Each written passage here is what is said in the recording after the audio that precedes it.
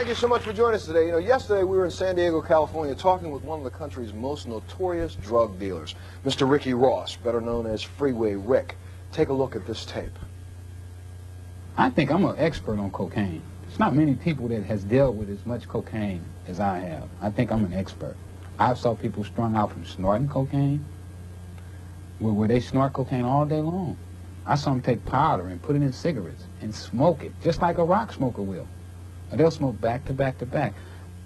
Well, Ricky Ross is right now facing a life sentence, but he says he deserves to be a free man. Why? Because he says the CIA used him as a pawn to sell drugs to help fund a secret war in Nicaragua. Take a look at this tape. If it was good for them to sell drugs, then it should have been good for me to sell drugs. The money from the drugs went to buy guns for the Contras.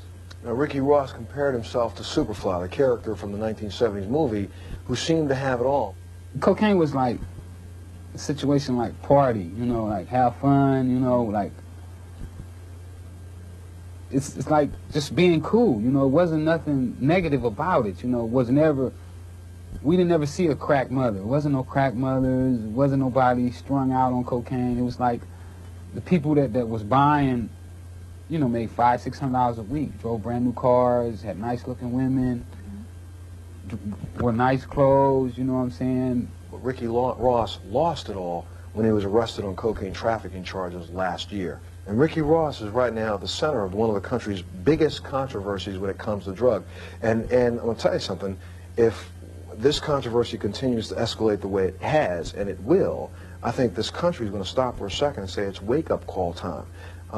I think right now what we need to do is try to figure out whether or not there's any truth to this. So today we're going to discuss it. And my first guest worked for the government of the United States, for the Drug Enforcement Agency, for 25 years. He recently wrote a book called Triangle of Death, which he wrote and says it was written as fiction because if you had written it as fact, well, please welcome Mr. Michael Levine to the show. You know, if you had written this book as a fact and told some of the true stories that you could tell, what would happen? I just couldn't. Let me explain why. Certainly. I was a deep cover agent. Deep cover agents are a small group of people who pose as criminals and go into other countries. For instance, the Arab terrorist role in the book is one I actually played. And we are sent into these countries to live on our acting ability. There's no 911 to call. The mission is to reach the top of the drug world. And I was a deep cover agent. I lived with Chinese drug dealers in Bangkok, Thailand during the Vietnam War. I lived with ex-Nazis and Argentine mass murderers in Argentina. At that time you weren't a DEA agent. No, I was in the hard narcotics smuggling unit of customs. And the case that I was living with these Chinese drug dealers led me right to Chiang Mai. It was the first case that was killed by Central Intelligence. Ironically, it was a case that involved the smuggling of heroin into the U.S. in the dead bodies of GIs. Now, this was my first instance where I was brought into the embassy in the middle of the night. I was being forced by my government, mysteriously, suddenly to lie to the drug dealers. All logistic support was withdrawn. And the drug dealers had bought my act. I get over pretty good. I grew up in the South Bronx. My brother was a heroin addict. As a matter of fact, I grew up, I'm a Jew who grew up in a Puerto Rican black neighborhood. And as a kid, I used to lie and say I'm half Puerto Rican. So I was kind of undercover, like right away, right from the get-go. It was good training. You trained yourself well from a young age. And I was a bad kid. I was arrested twice before I was 16. Had I been arrested 1 week later, I could never have been a federal agent. They were considered juvenile offenses. I wanted to live out a James Bond fantasy. I got into a fight with a guy. I was a heavyweight boxer, a martial artist when I was in the military. And in a heartbeat, I learned how short life is. The guy pulled a gun, stuck it in my stomach. A fellow military policeman pulled the trigger and it misfired. From that time on, I wanted to live out every fantasy I could, and I aimed myself to be a deep cover agent. Well, there's a poor kid from the Bronx. How do you get to live that kind of life? And I did. I lived out every fantasy you could imagine. And over 25 years, you did this all over the world. All over the world. Every country we name in the book, I was there. And name the countries that you name in the book. Well, Bangkok, Thailand, Buenos Aires, Argentina. I lived there for 3 years. Mexico, Colombia, Panama, Bolivia, Germany, France, you name it. I've been there posing as a criminal. And in every case, including probably the biggest case in our history, I reached the top of the drug world. And to go back to the original question, and let me get to what happened when I reached the top of the drug world. The original question is, why can't I tell this as nonfiction? Well, when you become a deep cover agent, you're in violation of these countries' laws. If you screw up, you die. There's no doubt about it, and agents have died. In fact, the death I write about, the tortured death, one that's linked to CIA, comes from real life. You die. So the one rule that you live by is, and they tell this to you, resolve every situation in your own favor. And it is better to be tried by 12 than carried by 6.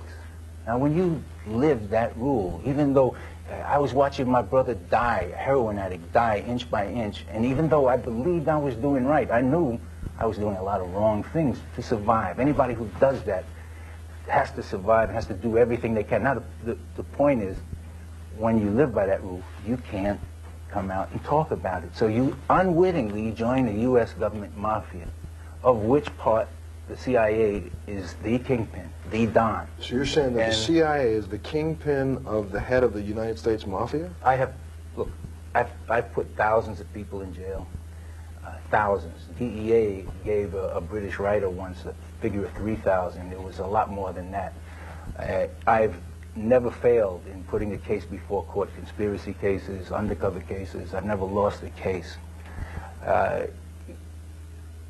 You know, in every one of these cases, what I'm talking about is I have a lot of credibility. I live by my credibility. So when I say I have personal testimony about Central Intelligence killing, murdering cases, one case, the biggest drug case I think in our history, Operation Trifecta, was a case where, posing as a mafia don, Luis Miguel Garcia, we went to Bolivia. We plugged into a pipeline of massive amounts of cocaine going from Bolivia through Mexico with the protection of the Mexican army into California. Both the CIA and the State Department and the Justice Department ganged up to kill that case. To stop the case? To murder that case. Absolutely murder that case. Well, there's several reasons. First, all I can do is testify as I would in federal court as to what happened. I'm in Panama. We ordered 15 tons of cocaine to go through Mexico, be paid for in Panama, into the U.S. from Bolivia. Stop there for a second, Michael. You're in Panama. You are a deep cover agent for the United States. Suddenly, all logistics support is taken away. But wait a second. But they told you, as a deep cover agent, to buy cocaine and send it through this country and bring it into the United States of America. To catch the cocaine was never intended to reach the U.S. It was going to be sold to undercover agents. The important thing to know is that we plugged into a pipeline that existed for years. Okay. And that pipeline, massive amounts of cocaine were flowing from Bolivia, also Colombia. We learned that during this investigation. Massive amounts were going onto the streets of the U.S. At that time, I already knew my daughter was a cocaine addict. I had already lost, my brother at that time had already committed suicide. He wrote a note to my family and friends, I just can't stand the drugs anymore, 19 years of addiction. So there I am at the biggest case in our history, at the top of the drug world. I'm in Panama, in a country that was being run by a CIA employee, basically, Manuel Noriega. And my government suddenly withdraws logistics support. And I and then the other Chicano-Mexican undercover agent, we were forced to lie. We were forced to lie to these people who could kill us in a heartbeat, because our government had withdrawn logistics support. In a screaming argument I had midnight, and I describe it in a nonfiction book, my DEA supervisor tells me, as an explanation, the CIA is in this in 4 countries. We're not telling you everything. Okay, no, wait, I got to hold you there for a second, so I have to take a break. But the reason why Michael is here today is because we are going to talk about this entire thing that's rumbling all over America. Was the CIA responsible for, in any way, shape, or form, funneling cocaine into the United States of America, helping to turn it into crack, and turning it into what is now devastated the majority of the inner cities of America? A lot of people say that this is just another bull case drawn up by black people who are just so paranoid to say that everything is a conspiracy. But today you're going to meet several people who are former employees of our United States government, people who have looked at this over years, who will say, whether it was a conspiracy or not, they don't want to talk about it. But did the CIA know that drugs were coming into the United States of America and help it get here? The answer to the question is yes. Absolutely. Does the CIA do this on a regular basis? The answer to the question is absolutely. I wish I could take them to court. And right now, just by virtue of the fact that Montel Williams is doing the show, someone is going to say, you see, it's another black journalist who is feeding into the conspiracy story. And most of you who know me know I'm probably one of the most conservative people in this country. I spent 20 years in the United States government working for the military.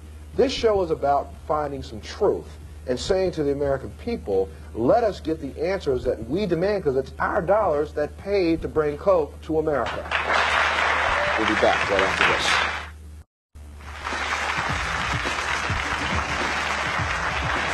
We're talking today, this is really a show about what we can call rumors. The rumor that the CIA was involved in making sure that cocaine made it to the streets of South Central LA back in the early 80s, and then helped to develop and turn it into crack, which was then spread across America, and is the reason why most of our inner cities are in the plight that they are in.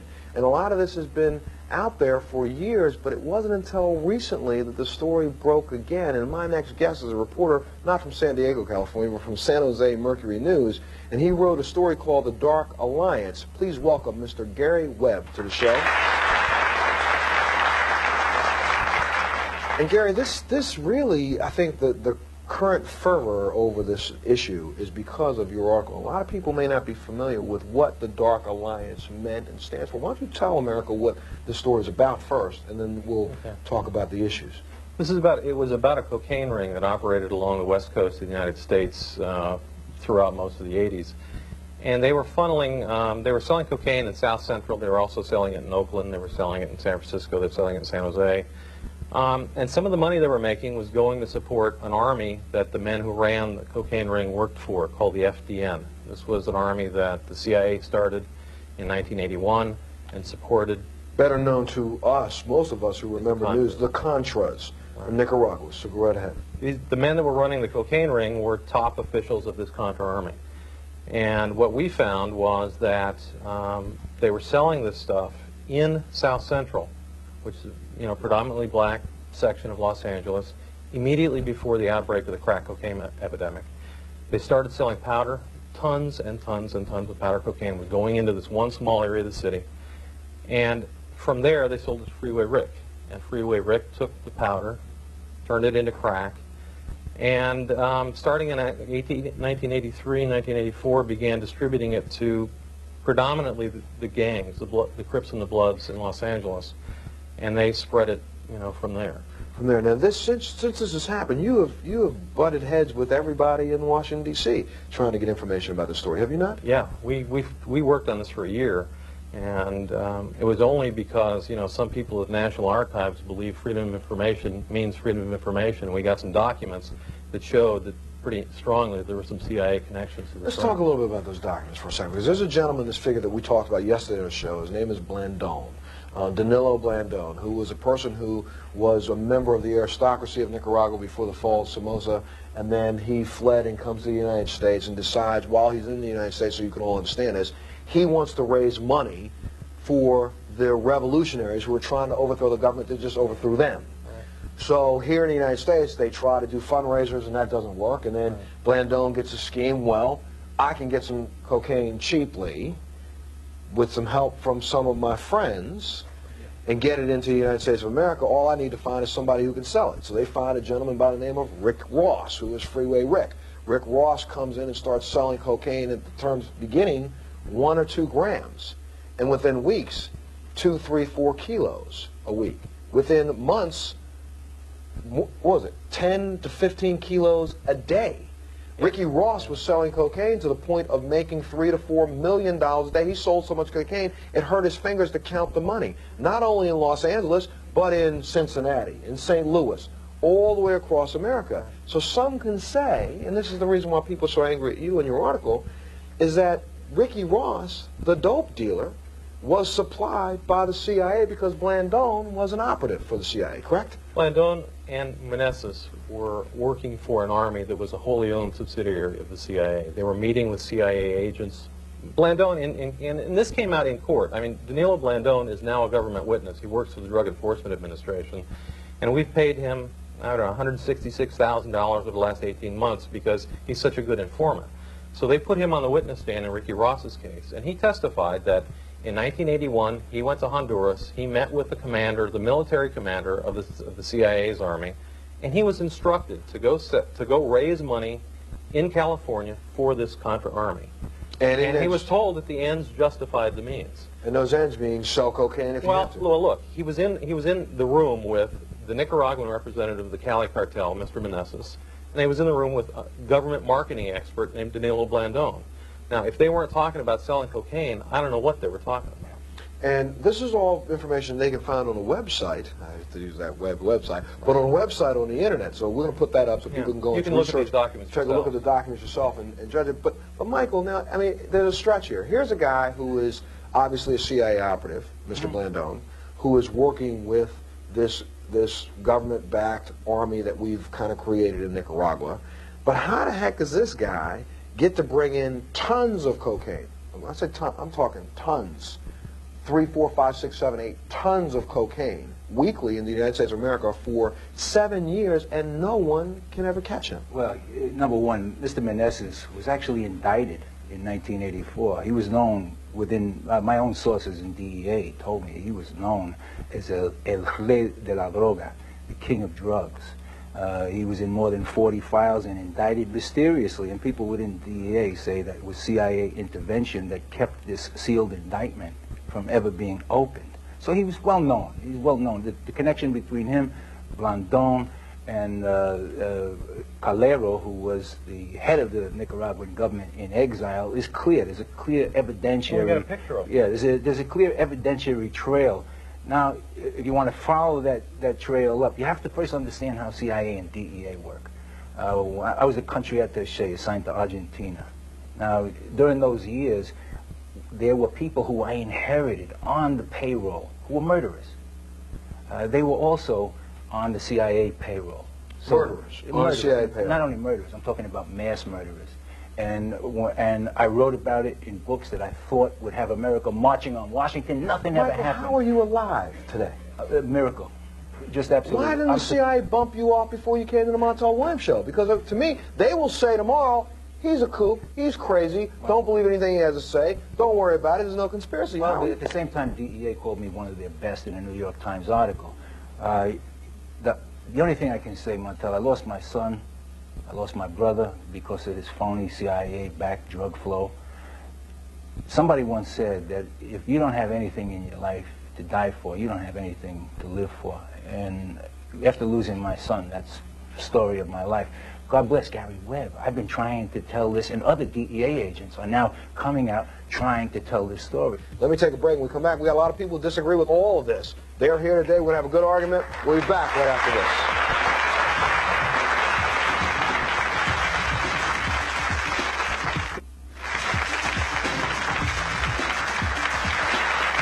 My next guest is the Director of Media Analysis for Accuracy in Media, AIM, and says that what Mr. Webb wrote is incorrect. Please welcome Mr. Joe Goulden to the show. And also welcome the host of his own radio talk show on WWRC in Washington, D.C. Please welcome Mr. Joe Madison to the show. I say that Mr. Madison has dedicated the last 3 weeks of your broadcast? Oh, no, it's been 7 weeks, 3 hours a day, 5 days a week. To this issue? To this issue. They will not allow me to talk about anything else. And when I say they, I mean the people in this 50,000-watt station from Philadelphia to the hills of West Virginia, black, white, Hispanic, every color you can imagine, every nationality, every economic, social group. People want to know. America wants to know. And Mr. Goulden, you say that this is really out to lunch, right? Montel, this is journalistic malpractice of the grossest sort, and we need an investigation of this, not where the CIA was in the drug business. That's been investigated ad infinitum, but why a supposedly respectable newspaper group, such as the Night Rooter newspapers, would publish ill-sourced, contradictory stories that rely more upon innuendo and misinformation than fact. Okay, well now when we talk about misinformation and innuendo, this is something Mike has right there. Mike, you have a document that I saw on a recent show, but this document is a transcript of Oliver North's diary, correct? I can go on for the next 2 hours. Oh, wait, Incidents where the CIA, and I put thousands of people away in jail, Mr. Goulden. Mike, we're not arguing that. We're arguing, Mike, a lot less than you see here. This is Oliver North's Mike, diary. that's great. That came out in the 1980s when they had 3 congressional committees, a special counsel, Lawrence The only Walsh. trouble with that was this was not given to Kerry. This was held back from Kerry. And Walsh never investigated this. And nobody's ever denied that people on the fringe of the country movement were involved in drug use. Just so we know, what this man has claimed is this was a CIA plot. More so now he's backed away from his claim. He tells the Washington Post incredibly, I didn't say CIA was doing this. You know, one of the things the man doesn't have the cowardice of his own People have convictions. to understand about a CIA. People have to understand about a CIA whose chief of counterintelligence for 8 years sold America's top secrets as if it was a Bayonne, New Jersey garage sale, and nobody stopped him. The FBI had to fight CIA to arrest him, not CIA. So when you talk about, this is an agency that was experimenting with mind control drugs, putting LSD in the food of patients. Don't forget the Abraham Lincoln assassination. This is all, well, I mean, I'm talking about specific. Now let's talk about reality. Wait, Mike, if I could just say something. One of the things I've always noticed, and I hope I can do it without interruption, is that as soon as facts are being made, you'll notice as soon as he pulled out that document, interruption. Now let me tell you what we're asking for is a Congressional Records Act. In other words, let's take all of the records, classified and otherwise, put them out before the people, and let's see who knew what and when they knew it. Here's the accusation. The accusation isn't that agents were on the street corner selling drugs. The accusation is that drugs are being sold by the Contras and that the CIA knew about it and didn't do anything. That's the accusation. So what we need is a Records Act so that you and I and all of us. Now, if he says he knows what the CIA knows, he's saying more than the CIA is saying. I know this for a fact. They put Eden Pastora out of business in the Southern Front. Commandante Zero, for instance. Alan Fears, who ran the Central American Task Force, testified to the Kerry Committee. Yes, there were people involved in the Contra movement who were doing drugs. But that's what we said. Well, yeah, but you have your time long. The question is, does the CIA know? We have Ricky Ross here starting the drug business in 1979 when Blandon was still in Managua. I talked to Adolfo Calera from Managua at length last week. Another he says, CIA I've never operative. seen these guys. So what? He ran the thing. Yeah, we got a picture of him meeting with the drug dealer. Let's stop for just a second. All the people of this country are asking for is let's investigate this. And the reason why is because for things like what Mike's been trying to show. Mike, if I can do it real quick, this is just an excerpt from Oliver North's diary where he says particularly about talking to this same person that Mike just said, that Mr. Golden said he talked to last week, Mr. Calero, the same person you talked to last week. It says in Oliver North's diary, contact him so we can get 1,500 kilos? Well, what it says, we have to investigate. Okay. It's never been investigated. Quickly, this is just one piece of several hundred pages of Oliver North's diary reflecting drugs. It is a phone call from Dewey Claridge. Who is Dewey Claridge? He's a top CIA official who was convicted of lying to Congress and pardoned by President Bush. During this conversation, they speak of a phone call to Calero. Calero, there's a direct evidentiary chain. There's a direct evidentiary chain from Calero right to Ricky Ross. It's there to be investigated. In this, and mind you, there were 2 attempts at classifying this. In this, they reflect one aircraft to pick up 1,500 kilos. Now, I promise every one of you, if I, as a DEA agent, got this in your diary, you would have 100 DEA agents around you, around the clock. And this is one page of several hundred. They've never been investigated. Well, you tell me what. Let me take a break.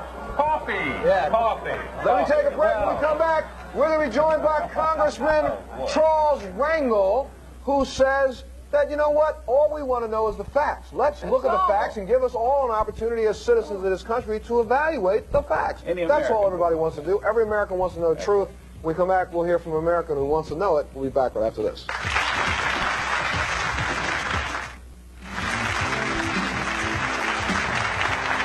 Ladies and gentlemen, please welcome Congressman Charles Rangel to the show.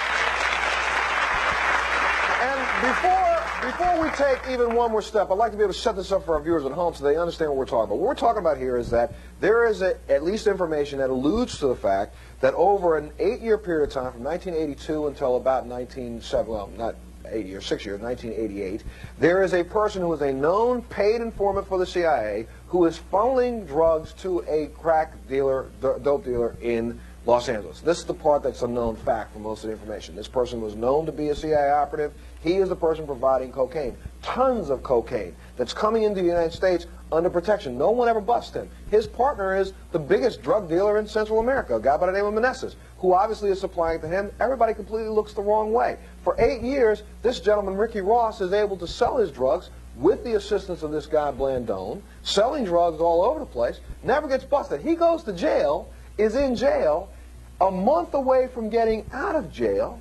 The CIA or the DEA sets up an elaborate sting to bust him as soon as he walks out of jail. He's in jail, not selling any drugs. They set up a sting, bust him. Ricky Ross is now back in jail waiting sentencing for another bust that took place after he got out of jail the first time. So the question is, was the CIA, did they just turn their backs and allow drugs to come into America? If they did that, are they then not responsible for the epidemic of crack in America? That's the next conclusion that some people say. Well, other people may say no. The ends justify the means. If this was the only way we could pay for an army to fight overseas, that's the way we do it. But do we do that at the cost of American citizens? Congressman Rangel, what do you think? I think that Congresswoman Maxine Waters and commentator Joe Madison, and of course my old buddy Mike and Webb here, will be able to say as a legacy that they're leaving to their children that at long last someone pulled the reins in on the CIA. We are not just talking about whether or not they devastated communities throughout these United States. We're just saying that the CIA has been and is now completely out of control. And I don't understand, Montel, as to why all of America isn't completely outraged. You cannot target a black community with cocaine, with crack cocaine, any more than you could with poison gas without it destroying America. And as far as I'm concerned, the CIA is being charged with mass murder. And it's time for this allegation to be exposed, and it should not take 60 days to do it. Mr. Golden, what do you say to this? I think Charlie's jumping to conclusions here. We had 3 congressional committees look at this in depth in the 1980s, a special counsel. They found there was some stuff on the fringes of it. This is the germ of truth in Webb's fantasy articles here. Can I ask you a question, Mr. Golden? Did we not just have 2 congressional committees look into the Persian Gulf syndrome and come back and say we had nothing to do with the fact that our soldiers and sailors are sick? Now, last week, they just came back and said, oh, by the way, we did give them a pill, and oh, by the way, when we did bomb that thing, they probably got some nerve gas, and oh, by the way, we may be responsible for the injuries of thousands of Americans. What Charlie Rangel is doing and Joe Madison here are taking allegations, very flimsy allegations. If anybody sits down and look at the analysis we've done, and the Washington Post himself, which is not a CIA defender, tore this thing apart on evidentiary grounds. Blandon, Ricky, Ricky was already in the dope business before he got hurt, while Blandon was still in monogamy. How do you explain Blandon's testimony under oath as a government witness that he was selling cocaine for the Contras and that the CIA was in charge of it? How do you explain that? That's not in his testimony. That's it unfortunate. It's in the grand jury transcript. I shared one of the... It's posted on the internet so anybody in the world can read it. I wish they would. This is what got me was what the police said. Hold on, just a second. I chaired one of these investigative committees when I was chairman of the Select Narcotic Committee on Crime. Another, Bill Hughes, the chairman of the Crime Committee in the House Judiciary, was chaired by Bill Hughes of New Jersey, and the other was Senator Kerry. And let us all agree on one thing. Let's get to the point where there is no challenge. One, that the CIA hired people to commit illegal acts, to wit, smuggling guns illegally to Nicaragua. That goes unchallenged, right? No argument. All right. And the second thing is that these same people were involved in narcotic trafficking. Some of the same people who were kicked off the payroll and was discovered. Listen, now we're getting closer to agreement. Some of the people that were legally taking guns over there were involved in narcotics. That's agreed to. Let's say something else. Colonel North knew that some of these people were involved in drug smuggling. And may have made Would you money. say that? And may have made money. Let me make another. Once you start agreeing Yeah. to all of these things, then comes the question where we were Stonewall. They said, prove that the CIA knew it. So Shouldn't you're be saying that that way. Wait. I've got to make another Yes, point sir. that We gotta keeps go to a getting little break. mistaken here. You see, the committees did not investigate whether the CIA condoned drug trafficking. They did not investigate that. So that's what we need to get clear. And let me take a break. I'll let you. As soon as you come back, I'll put you right in. But the other point they're making is back 2.5 years ago, I did a show about the Persian Gulf War syndrome. And everybody said, Montel, you're out to lunch. You're crazy. Why are you telling people in America that we have to be worried about some disease? These sailors are all stupid. They're all crazy. All the Army guys are crazy. It's all made up. Now, 2 weeks ago, Congress investigates and all of a sudden, we did some stuff wrong. And now we lost our pants. So we'll find out about this. We'll take a break. When we come back, we'll meet an attorney who says the CIA needs new guidelines. That's what this is all about. We'll be back right after this.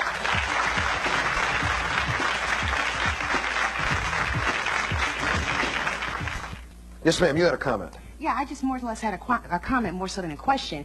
This is something that we've been talking about for a long time. What is the surprise now? The black race has always said we don't have the money nor the means. And it's always been, I've heard this since I was a child. And now all of a sudden it's a big surprise. Right. It's always been, we've always felt that way. It's not a surprise. You know, we don't grow cocaine in the ghettos of America.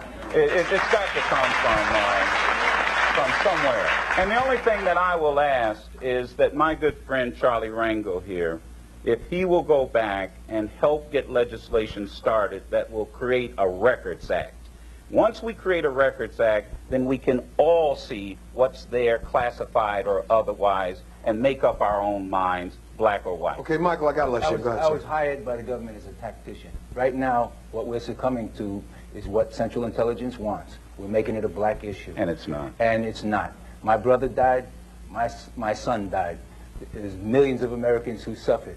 The important thing that we've got to remember is that it is not a black issue, and the proof that they're waiting for it to go away is that both presidential candidates are not saying a word. And I can tell you, Montel, that my audience is much like your audience. It's across the board. I mean, I read in this Accuracy in Media where they claim that this is a Get Whitey campaign. Well, let me tell you something. There are black, white, Hispanic dealers, black, white, Hispanic distributors, black, white, Hispanic users, and the CIA, I assume, is not all white. So, you know, this is an American tragedy. It's not a get white tragedy. It's to get who's responsible and hold them accountable. Okay, hold on just a second, Michael. Please welcome our next guest to the show. He served as a special counsel to the Senate Committee on Foreign Relations in 1989. Please welcome Mr. Jack Blum to the show. Jack, near the end of the segment, I'm going to let you in as soon as we come back. What do you think about all this? Real quick, and I'll get you some more from you when I come back from break. We've been there and we've done that. We did this investigation. We did it 10 years ago. We had witnesses under oath. We can say for a fact that Contras dealt cocaine, that the secret war in Nicaragua created conditions that opened the door to a flood of cocaine in America. And we know that the CIA and Oliver North and people in the White House knew about that. Can we And also we said say, it in a public report. I'm getting DEA agents, I'm telling you. I got a call last week from an agent who said, Montel, I will give you the location of the airfields they flew into. One of them is in Texas at a U.S. Army Air Force, or U.S. Air Force base. So why can't we go after these guys? Because that means that it wasn't just Reagan and Ali, but it may have been Bush and You've got to bring them in under oath. Just know about it. They actively destroyed cases. They actively put DEA agents' lives on the line to protect the drug flow. I was one of those. Let me take a break, and we'll let everybody come in one at a time, and we'll try to get through the next one. We'll be back right after this. We have been engaged in a holy war against communism for 50 years. This didn't start in Central America with this problem, and it didn't end there. We started with Kun Sa in Burma, helping the Kuomintang against the Communist Chinese. He became a major heroin dealer. In the Vietnam War, we worked with hill tribesmen who were in the heroin business. You may have seen the movie Amerikkka. The problem here is it's gone on again and again and again. We've just recently worked with people in Afghanistan who were great heroes against the Russians and against communism, But we trained people who came back and planted a bomb at the World Trade Center and are dealing heroin. As we speak, Afghanistan and Pakistan are one of the world's great heroin centers. It ain't new. Michael, The jump in. problem is control. 1993, the Cold War is over. Central Intelligence is caught red-handed smuggling a ton of cocaine from Venezuela, that bastion of communism, to the United States, red-handed. The head of DEA on 60 Minutes said there's no other way to describe it. Drug smuggling, felony drug smuggling. I went to California and spoke to the DEA agent directly involved, who told me that Central Intelligence came to her in Venezuela with what she described as a wacky, suspicious idea to smuggle a ton of cocaine, and she told them, don't do it. They did it anyway and were caught by customs. Specific people. And they got no off. Cold War, no investigation. Derek, Let me ask Jack, what happened when you did this report, which I've read, which was extensive? How did the press react when you put that out? We were assaulted on all sides by the administration. Every time we had a day of hearings, every time we had a witness, the Reagan people came down on us like a ton of bricks. They said the witnesses were lying, they were drug dealers who were trying to get off, that we were in it for politics. And in a way, it's a wonderful thing to have this resurface in a context where we don't have the official establishment raining on it, so maybe now somebody will go back and read what we did. But I think Mike is right. What will happen tomorrow is, since I'm the only show that's doing this, it'll be put off as being a black person feeding into the conspiracy. And I have one more point. The bottom line of this whole thing is Blandon, the gentleman that we are all talking about, who was just paid $166,000 by the CIA and DEA, it was DEA, is in Nicaragua hanging out at a ranch. And we all, for 9 years, tried to track this guy down for being one of the biggest cocaine dealers. He's at a ranch in Nicaragua, free man, walking free, and Ricky Ross is sitting in jail, and Blandon was his supplier. How does that happen in America? Tell me. Let me take a break. We'll be back right after this. We're almost out of time. Joe, you wanted to ask Mike a question. Mike, I know one or two congressmen. Let's do this. I'd love to take you down to Washington, let you get under oath, and sit at a table and swear to this, what you're saying today. Would you do this under oath? I want to tell you something. Don't have any faith in Congress. Senator Frank That's not my Church, question. Senator Would you Frank go Church, down it's and a say waste of time. A friend of mine who was flying drugs in, his name is, he asked me, he says, I'm invited down to testify to the Senate.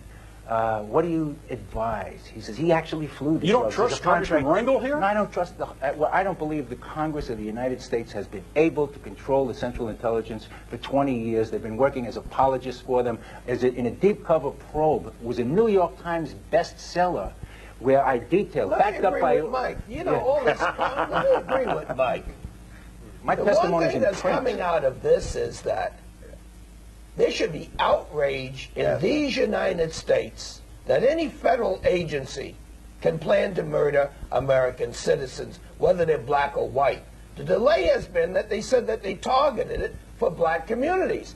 What we're saying is that let the CIA get on the line, let's open the records, let the president, let Dole and everyone see what's going on. Let's get him down to Congress. You have We don't need it. Hold it. I can fix this for you right now. If you're at home, you're watching this television show, I'd like you to get on your phone. Get on your phone this minute, call your local congressman, and you tell your congressman that Montel asked you to call, and we want hearings within a week. Montel, and you can call us so I can track how many people called. We'll get a call to 100,000 phone calls. I trust Very serious problem. I trust the American people. Exactly. I trust Montel Williams. And God bless you and Gary Webb for doing this show, because you've done something the New York Times won't do. The Washington Post does a little job to try to make black people look like they're paranoid. And also the said reality only is, reporters the likes of more Montel would do it. informed we are, the freer we are. And that's the most important thing. I got to take another break. I'm going to give both of you a shot. When we come back, we'll be back right after this. You know, we're almost out of time, so I would advise you to go out and read Triangle of Death by Mr. Michael Levine. Go and get it today if you want to know more information about what goes on deep inside the CIA. Let's stop hoodwinking the public. Let's just get the truth out there. Mr. Blum, you wanted to make a final comment. Look, we've had all the investigations we need. We know what happened. The time has come to debate serious reform. There was a debate over intelligence reform. It wound up with an addition of people and an addition of money. The time has come to take a look at what we're doing. The Cold War is over. Let's find some new solutions, maybe even a whole new agency. We don't have to dig through this anymore. We know what happened. The only reason why I would advise us to dig through it is to make sure we find out who is culpable, Senator Rangel. The CIA should be proud to open up their records and let it all hang out. The President of the United States should be in a position to say, not on my watch do Americans break the law and sell poison to kill other Americans. And if nothing else, this show is doing that. Well, thank you, gentlemen, for being here and making America aware. Join us on the next month's All One Show.